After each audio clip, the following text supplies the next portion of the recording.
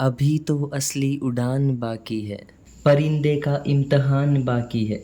अभी अभी तो लांघा है समुद्र, अभी तो पूरा आसमान बाकी है, अभी तो पूरा आसमान बाकी है।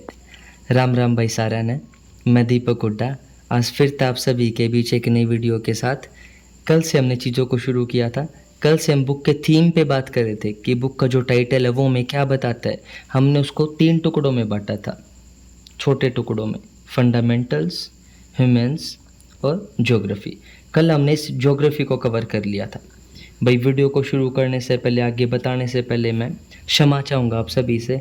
जैसे मैं जिस भी दिन वीडियो को डालता हूँ उसको अपलोड करने से पहले मैं उसका एक प्रीव्यू लेता हूँ, मैं उसको देखता हूँ कि भी क्या वो ठीक बनी या उसमें कुछ कमियाँ जो मेरे को सुधारनी चाहिए।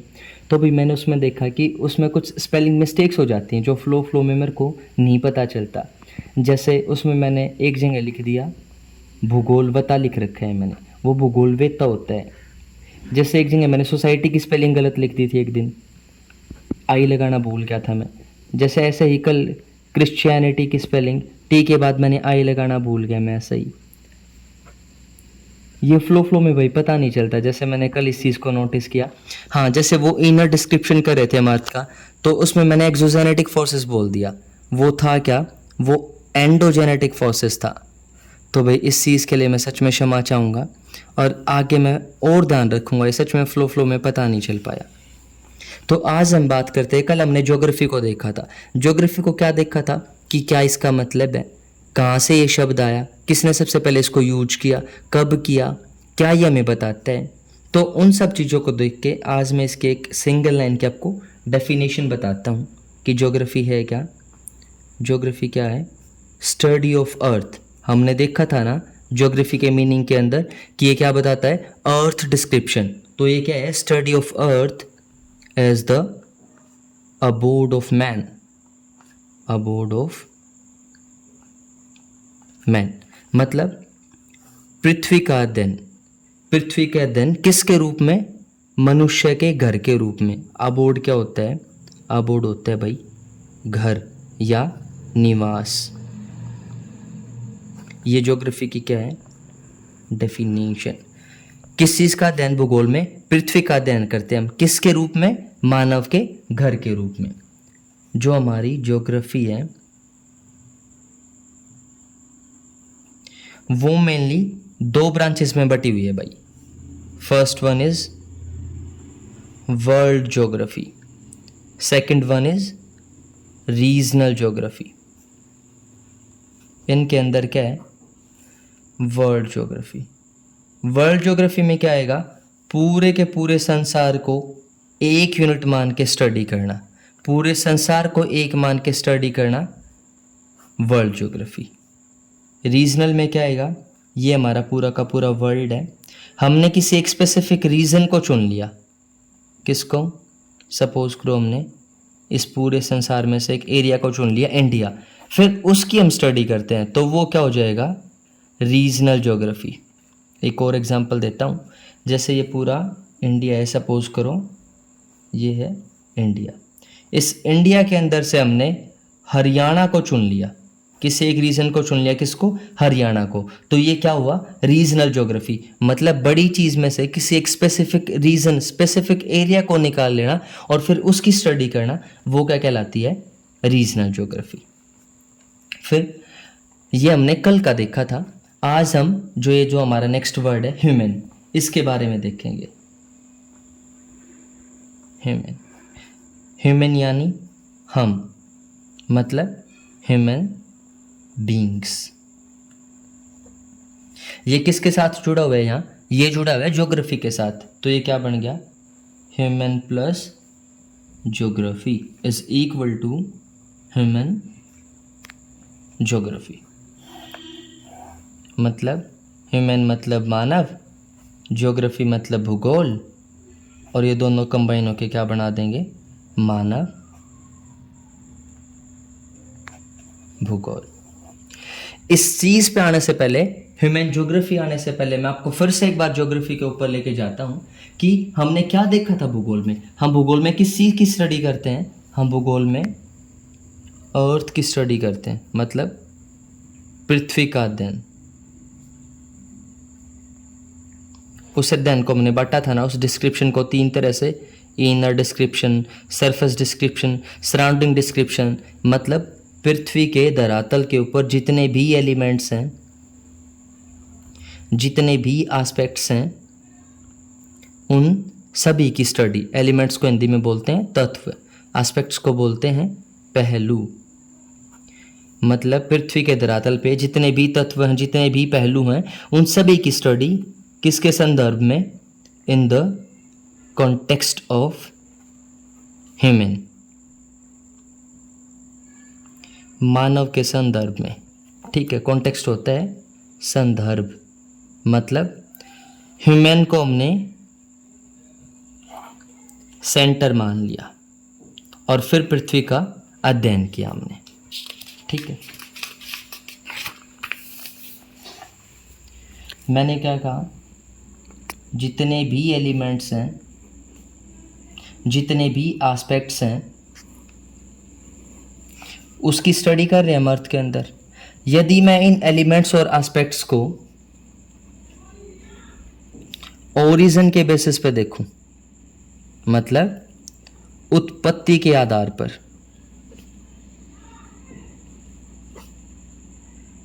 तो क्या है? तो ज्योग्राफी 2 हिस्सों में बटी है, 2 पार्ट्स में बटी हुई ज्योग्राफी। किसके बेसिस पे? ओरिजिन के बेसिस पे। किसके ओरिजिन के बेसिस पे? एलिमेंट्स और एस्पेक्ट्स के ओरिजिन के बेसिस पे। वो कौन से हैं तत्व? पहला तत्व है फिजिकल, मतलब फिजिकल एलिमेंट्स, और दूसरा क्या है? Human elements, human elements. इसको हिंदी में हम क्या बोल लेंगे? मानवीय तत्व या सांस्कृतिक तत्व, और इसको क्या बोलेंगे? प्राकृतिक तत्व या भौतिक तत्व। इसको हम कल्चरल भी बोल देते हैं, ह्यूमन एलिमेंट्स या कल्चरल एलिमेंट्स। अभी हमने क्या देखा है? कल हमने ज्योग्राफी को पढ़ा था, आज हमने इससे एक पहले शब्द को उठाया, ह्यूमन। ह्यूमन को ज्योग्राफी के साथ जोड़ दिया, क्या बन गया? ह्यूमन ज्योग्राफी, मतलब मानव भूगोल। फिर हम इस पर जाने से पहले फिर से मैंने आपको अर्थ के ऊपर ले आया मैं कि ज्योग्राफी के अंदर किस चीज़ की स्टडी होती है? पृथ्वी का अध्ययन होता है। मतलब पृथ्वी के धरातल पर जितनी भी चीज़ें हैं, जितने भी फीचर्स हैं, जितने भी एलिमेंट्स हैं, जितने भी एस्पेक्ट्स हैं, उन सभी की स्टडी किसके कॉन्टेक्स्ट में? In the context of human. फिर मैंने क्या कहा? जितने भी एलिमेंट्स हैं, जितने भी एस्पेक्ट्स हैं, यदि मैं उनको ओरिजिन के बेसिस पे देखूं, मतलब उत्पत्ति के आधार पर, तो ज्योग्राफी के 2 टुकड़े हो जाते हैं, 2 भागों में बढ़ जाती है ज्योग्राफी। फिजिकल एलिमेंट्स और ह्यूमन या कल्चरल एलिमेंट्स। फिजिकल एलिमेंट्स को हिंदी में क्या बोलते हैं? प्राकृतिक या भौतिक तत्व। ह्यूमन या कल्चरल एलिमेंट्स को क्या बोलते हैं? मानवीय तत्व या सांस्कृतिक तत्व। अब थोड़ा सा आगे चलते हैं। इन्हीं दोनों तत्व के बेसिस पे जो हमारी ज्योग्राफी है, उसकी 2 शाखाएं विकसित हो गई। मतलब ज्योग्राफी की 2 शाखाएं डेवलप होगी। कौन कौन सी? Physical geography and second one is human geography. अब मैंने आप सभी को ये सारी बातें क्यों बताई, एलिमेंट्स की, एस्पेक्ट्स की? ये मैंने इस वजह से बताई कि हम इस पहलू पे आए कि ज्योग्राफी की जो ये शाखा है ह्यूमन ज्योग्राफी, ये कैसे कैसे इसका विकास हुआ। तो इसलिए मैंने इन सब चीज़ों को देखा और आखिर में पता चला कि ज्योग्राफी की 2 शाखाओं का विकास हुआ, फिजिकल और ह्यूमन। तो पता चल गया हमें कैसे ह्यूमन ज्योग्राफी शाखा का विकास हुआ। अब बात करते हैं फिजिकल ज्योग्राफी के ऊपर कि ये है क्या। वैसे आज का हमारा मेन टाइटल तो ह्यूमन ज्योग्राफी है, पर मैं इसके बारे में आपको थोड़ा सा बता देता हूँ कि फिजिकल ज्योग्राफी होती क्या है, इसमें किस चीज़ की स्टडी की जाती है। फिजिकल ज्योग्राफी में किस चीज़ की स्टडी की जाती है? इसमें स्टडी होती है all the physical features. Hindi में क्या बोलेंगे? जितने भी भौतिक स्वरूप हैं, उन सभी का अध्ययन, या मैं बोलूँ it deals with the natural features, जो कहाँ विद्यमान है, on the face of earth. Face यहाँ किस चीज को दिखा रहा है, सरफेस, मतलब पृथ्वी की सतह पे जितने भी प्राकृतिक फीचर्स हैं, जितने भी भौतिक स्वरूप हैं, उन सभी की स्टडी किसके अंदर आएगी, फिजिकल ज्योग्राफी के अंदर। अब कौन कौन से हैं भाई वो फिजिकल या नेचुरल फीचर्स, वो है रिवर्स हैं, माउंटेन्स हैं, प्लेन्स हैं, PLAINS, लैंडफॉर्म्स हैं, प्लेट्यूज हैं, वेदर है, क्लाइमेट है, एंड सो ऑन। बहुत सारी चीज़ें जो भी हमें पृथ्वी के सरफेस पे दिखती हैं, जो हमें पृथ्वी की सतह पे दिखती हैं। अच्छा, मैं यहाँ से आपको बता देता हूँ वेदर और क्लाइमेट। छोटा सा डिफरेंस हमें सभी को पता होना चाहिए कि वेदर और क्लाइमेट में क्या फ़र्क होता है। वेदर क्या होता है, day to day atmospheric condition. हम क्या नहीं करा आज मौसम कैसा है, बोले भाई आज मौसम तो ठीक है, गर्मी बहुत घनी थी। अगले दिन कहेंगे आज मौसम कैसा है, day to day atmospheric condition. बोले आज मौसम एंडी हो रहा है भाई, बहुत ज़बरदस्त। क्लाइमेट क्या है, क्लाइमेट डेली चेंज नहीं होएगा भाई, ये लॉन्ग पैटर्न ऑफ वेदर, ठीक है, long term pattern of weather, मतलब लंबे समय तक, जब वेदर लंबे समय तक चलेगा तो वो किस में बदल जाएगा, क्लाइमेट में। इसमें हम कितना सा टाइम पीरियड देखते हैं, इसमें हम यूजुअली 30 साल तक का समय देखते हैं। 30 साल तक के समय को रखते हैं हम इसमें क्लाइमेट के अंदर। ये मैंने वैसे बेसिकली बताया आपको। हम किसकी बात कर रहे थे, फिजिकल ज्योग्राफी, जिसमें मैंने क्या बताया आपको, वेदर और क्लाइमेट की। वेदर क्या है, जो डेली चेंज होता रहता है, और क्लाइमेट क्या है, जो डेली चेंज नहीं होता। वो वेदर का एवरेज पैटर्न है लंबे टाइम का, यूजुअली 30 ईयर्स। फिजिकल ज्योग्राफी में हमने देखा किस चीज़ की स्टडी होती है, ऑल द फिजिकल फीचर्स। अब मैं बता देता हूँ, जैसे मैंने बताया था ना कि फादर ऑफ ज्योग्राफी कौन है, इरेटोस्थनीज। तो फादर ऑफ फिजिकल ज्योग्राफी किसको कहा जाता है, अलेक्जेंडर, EALEXANDER, अलेक्जेंडर वोन हम्बोल्ट। इनको क्या कहा जाता है, फादर ऑफ फिजिकल ज्योग्राफी। अब हम आते हैं इस दूसरे एस्पेक्ट पे, मतलब ह्यूमन ज्योग्राफी, जो आज का हमारा थीम था, हमारी बुक के थीम के अंदर। इस शाखा का अध्ययन कब शुरू हुआ, ह्यूमन ज्योग्राफी का, चार्ल्स डार्विन थे, चार्ल्स डार्विन। उन्होंने एक पुस्तक लिखी, origin of species, origin of species. कब लिखी, 19th सेंचुरी के एंड में, 19वीं शताब्दी के अंत में इन्होंने एक पुस्तक का प्रकाशन किया। कौन सी पुस्तक का, ओरिजिन ऑफ स्पीसीज। ये क्या है, बुक किसकी है, ये बुक चार्ल्स डार्विन की। उसी समय किस चीज़ की शाखा का अध्ययन हुआ, ज्योग्राफी की एक ब्रांच, ह्यूमन ज्योग्राफी। इस शाखा का अध्ययन शुरू हुआ।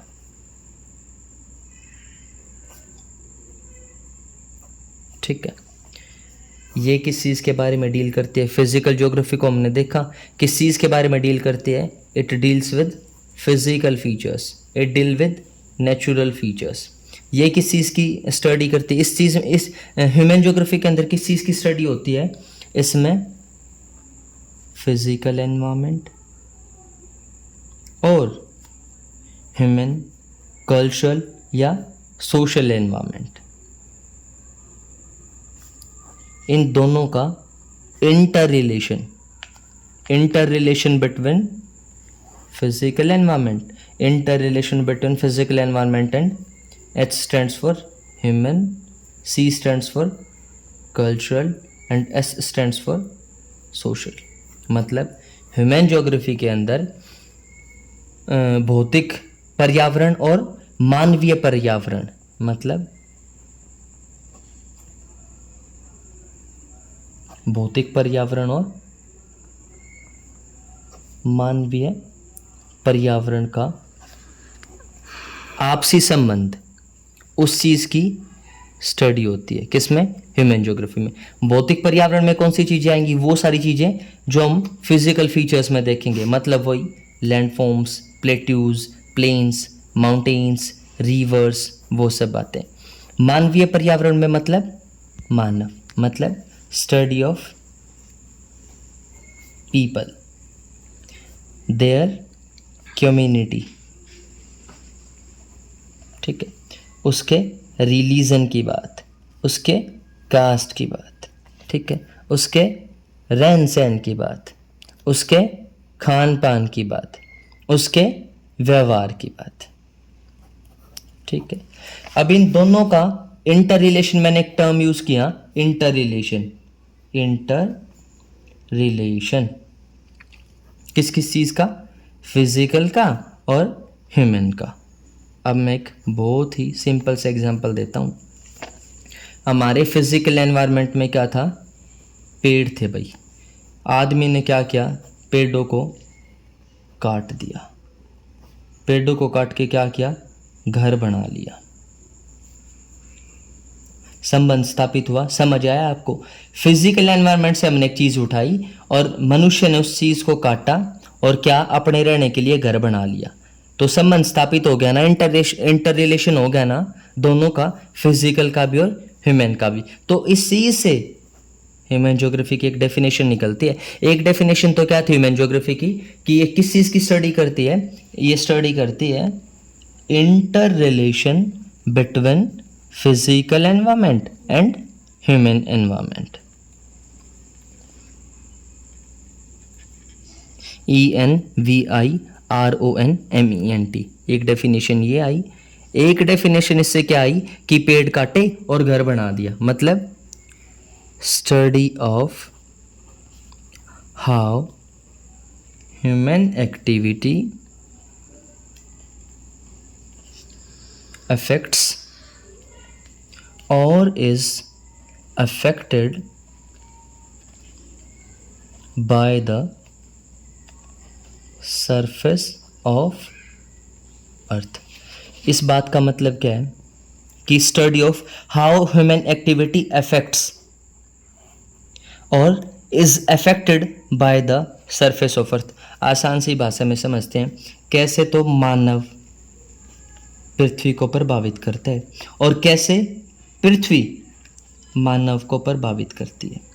हम कैसे प्रभावित करते हैं? या हमने प्रभावित तो किया है ना, कि पेड़ों को काट लिया।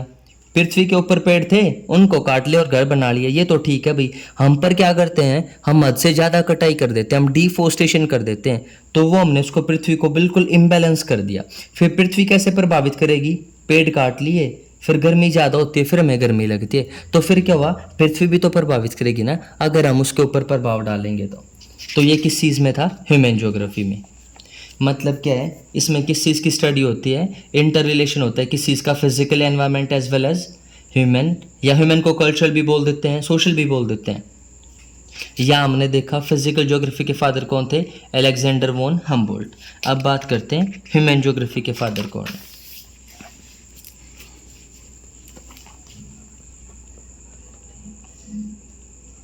Father of human geography, Friedrich Ratzel. इनकी एक बुक थी एंथ्रोपोजोग्राफी।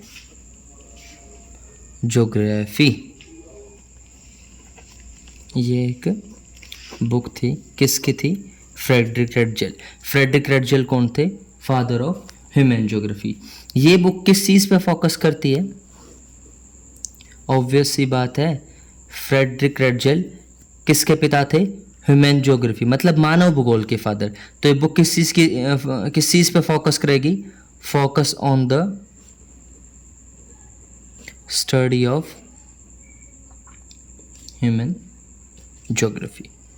तो फ्रेडरिक रेटचल ने एक डेफिनेशन दी। किसकी डेफिनेशन दी?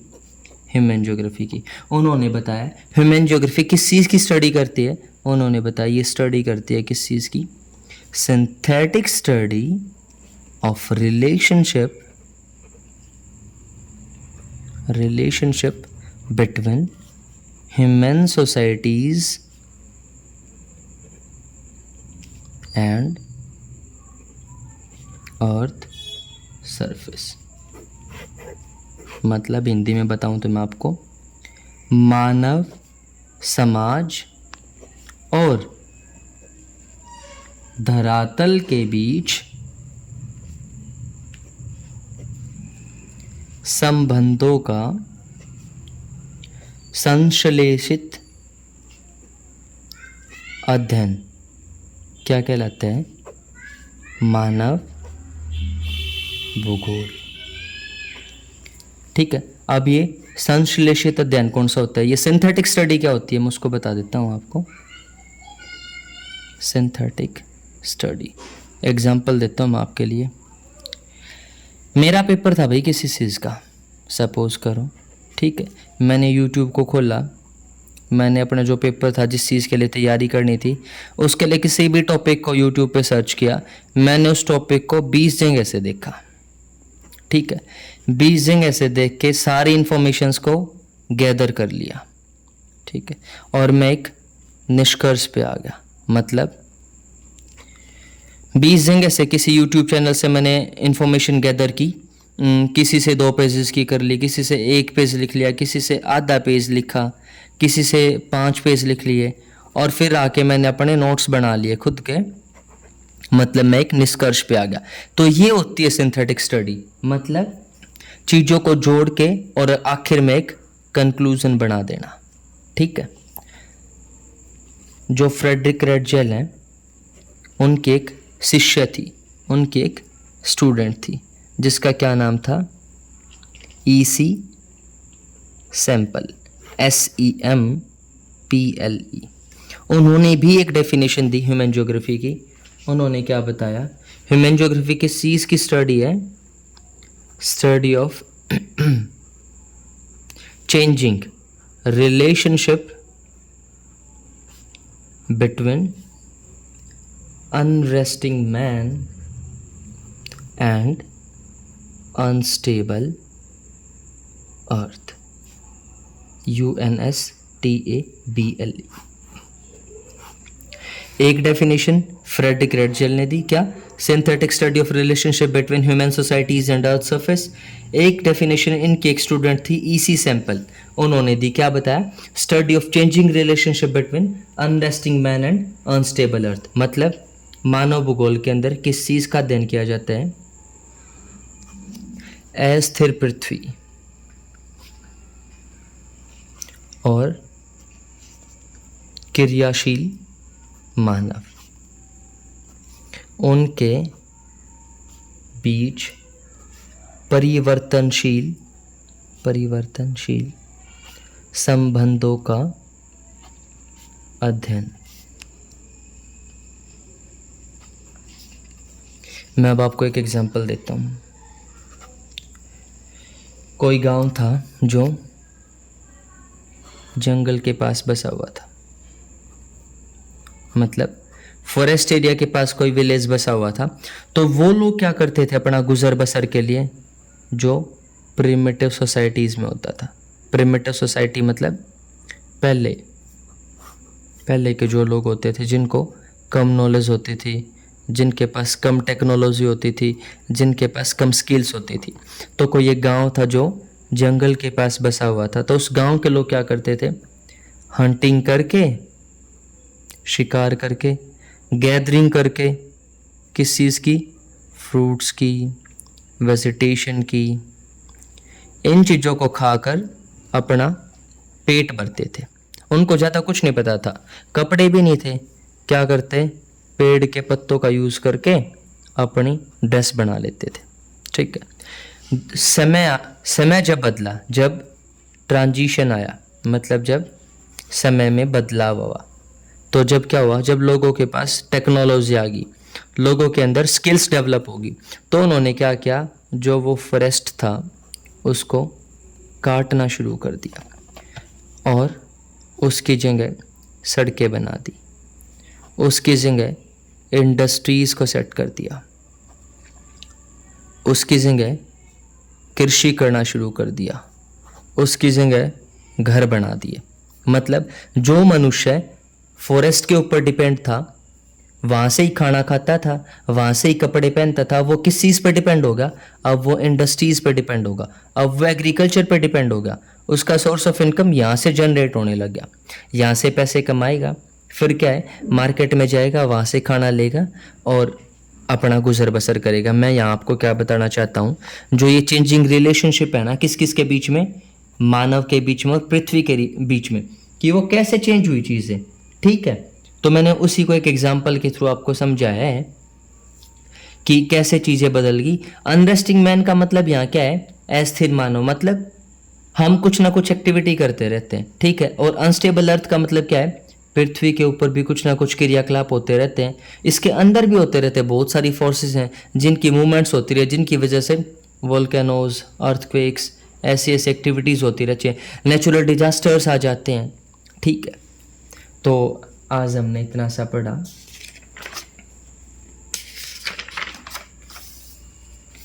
कल हमने ज्योग्राफी वर्ड को देखा था, उसके मीनिंग को समझा था। आज हमने उसकी एक छोटी सी डेफिनेशन देखी है कि ज्योग्राफी किस चीज़ की स्टडी करता है। फिर हमने देखा कि भाई ज्योग्राफी की मेनली दो ब्रांच हैं, world geography and regional geography, 2 branches of geography.